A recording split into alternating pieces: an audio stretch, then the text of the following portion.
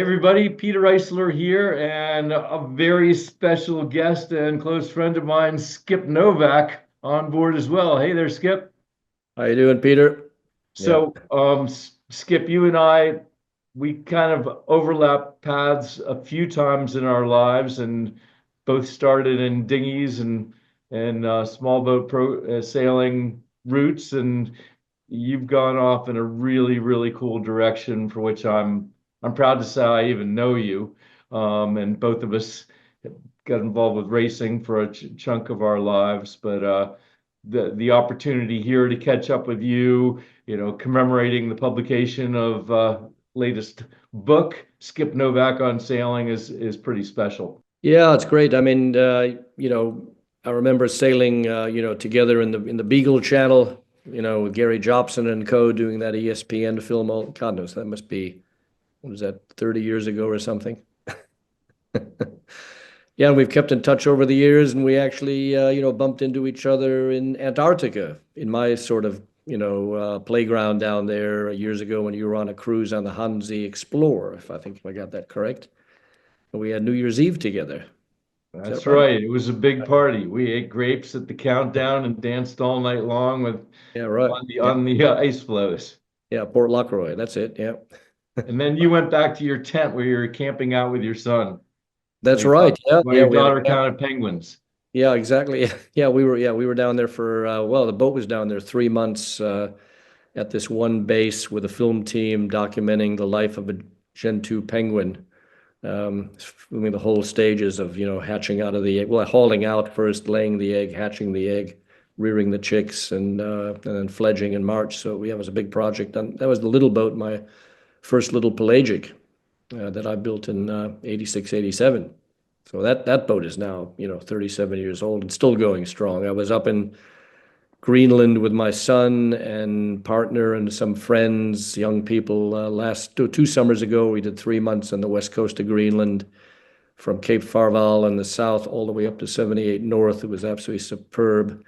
No charters, just personal trip just for us, and then came down the Baffin coast back to Newfoundland and Maine. It was a great circuit. So that boat's, I got on, I'm always on these bigger boats now, the big Pelagic 77s we're running as a charter operation down south. And of course, they're huge 75-ton vessels and big boats, schooner rigged and the whole thing. And fairly, simple. I try to keep everything simple. That's my philosophy. But of course, when you get that big, it's never that simple. But I get back on my little boat, Pelagic, 54 foot. There's almost nothing to maintain, and it's so great. And you get onto the boat, and after coming from the big boats, you sort of hit your head in places and bark your shins, and it takes a few days to get used to the small boat side of things. But then after that kicks in, it's like, wow, this is the way to go. Small is beautiful. Yeah, in cruising, no doubt about it.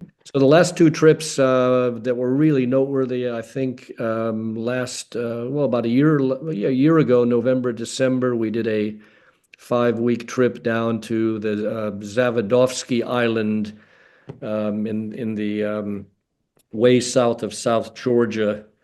There's a chain of islands down there, and volcanic islands, active volcanoes. They're degassing. And it's the second trip we made down there, and camped ashore for 8 days, and doing penguin surveys, flying drones, counting the 2.5 million chin-strap penguins on this island, which is absolutely unbelievable. Tiny island. It's only 4 kilometers long by 3 kilometers wide, with a 500-meter volcanic, 600-meter volcanic cone on the top, and tagging penguins, putting GPS tags on to look at foraging ranges of penguins, because that informs the South Georgia government for the fisheries. So that was really interesting. That was working for British Antarctic Survey, so British government. And then following right on the heels of that thing was another amazing trip, 6 weeks on South Georgia, doing a once in 10 years census of the great wandering albatross. These are these huge birds. There's about 1,000 of them in nesting on South Georgia. The last time they were counted in their entirety was in 2015. And this is a sort of a commitment from South Georgia government to the to an Antarctic Treaty committee to keep track of these birds because longline fishing has been devastating to all species of albatross over the years.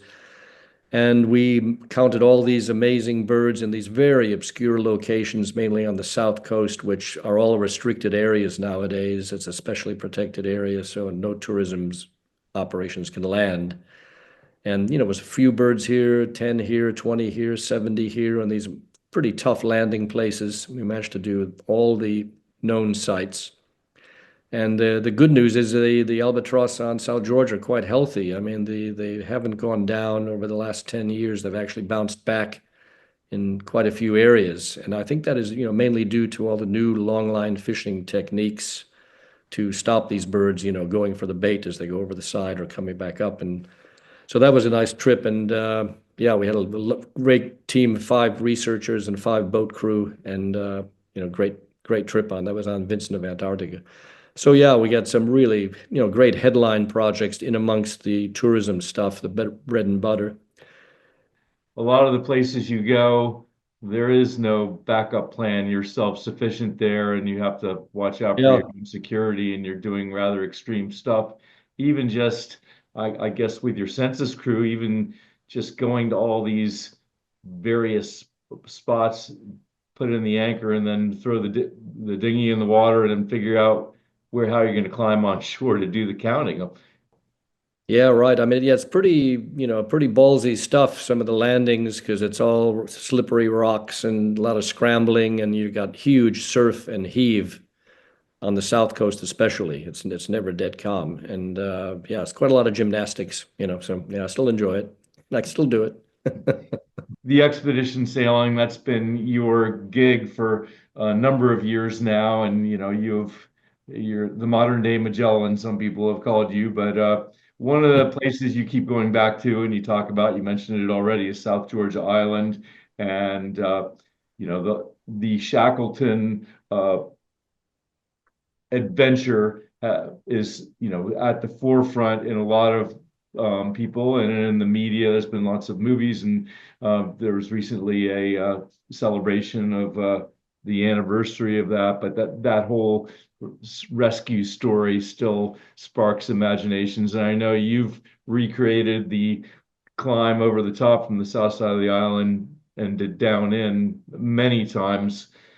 Yeah. Give me your thought. What's South Georgia like, and what does it mean to you? It's like Mm. me going back to, I don't know, Chicago Yacht Club for the Mac race. It's just on Yeah. the calendar if you Yeah, do the right. same thing, but it's Yeah. South Georgia Island.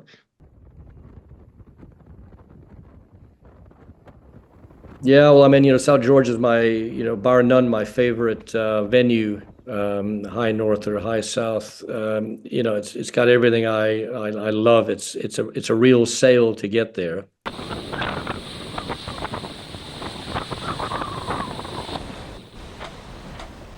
We've been at sea for 24 hours now, having left the Beagle Channel on the onset of a southwesterly cold front. Our destination is South Georgia, 1,000 miles due east through the Southern Ocean. And in spite of a rising barometer today, it's a spectacular day's sailing. Fresh 35 knots of breeze. Squalls are moving in from the south. Albatross and petrels wheeling overhead, keeping us company. And only a few minutes ago, we passed an enormous whale, probably longer than the boat, and we're 54 feet. And he was steaming west. Something to be avoided. Good bash, downwind sail and a bash to get back. So, and once you're on the island, the salient point is there's no airstrip on that island. So there's no way to get out of there other than sail yourself back. And that sort of impacts things like how careful you operate down there. Because if you do have an accident, you really are in a pickle, in terms of medivacs and things. There is no formal medivac system in place. But it is remote, it's wild, and that's one of my prime interests of going down to the south in the first place was going to remote areas to go mountaineering. And South Georgia is a glaciated spine, 2 major mountain ranges, full of unclimbed peaks still. We've climbed about, I think, 6 unclimbed peaks over the years. We actually have a mountain named Mount Pelagic. You can actually submit names to the place name committee and get them named. We've named, I think, 4 mountains on the island. So where else are you going to do this type of thing? I mean, it's pretty rare. And coupled with the mountaineering and the skiing we do, usually late winter, early spring, September time, you've got the wildlife, which is, South Georgia sits right on the top of the polar front where you have all the mixing of the polar water and the subantarctic water, and then the proliferation of wildlife is unbelievable. Millions of penguins, millions of seals, flying birds, albatross nesting, whales offshore. The whales are coming back now after the whaling era.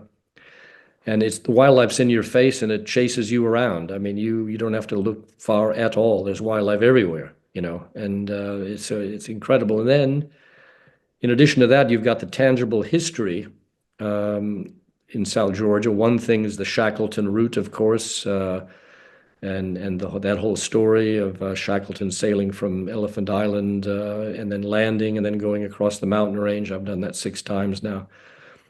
Marvelous trip. Never get tired of it to actually see that route he did. He did it in 36 hours. We take about 4 or 5 days, take our time and really appreciate it, Yeah. Tented camps on the way. We usually camp about 4 or 5 tented camp nights. So you have, for South Georgia for, bang for the buck, go down there. You got to go down for at least 28 days. That's the minimum we do. 35 days better. Because once you get down there, everybody says, gee, I wish we had an extra week, because you never get enough of it, no matter what you're doing. If you're just a visitor or if you're skiing or you're climbing or whatever, the scientists, the same story. They never want to leave.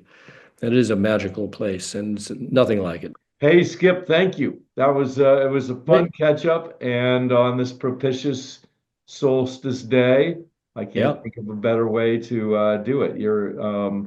I'm looking forward to continuing my adventures through Skip Novak on Sailing, the book that just came out on Get It anywhere you get your books. And as I mentioned earlier, please, sign up for the newsletter and get on the mailing list for Pelagic Expeditions and follow the adventures. I mean, even if you don't have time to go on a 28-day plus trip to the Yeah. South Georgia Islands. I mean, Yeah. Rick Tomlinson, the famous photographer, was just down on the boat and took some amazing pictures. You can live vicariously through some of the most beautiful parts of the world that you can only get to by sailboat. Yeah. That's the point. Peter, all the best. And yeah, we got to sail together again, Yeah. Come down, sign up. Let's do it. Let's do it. All right, Skip. Thank you. Cheers. Bye. Okay, bye.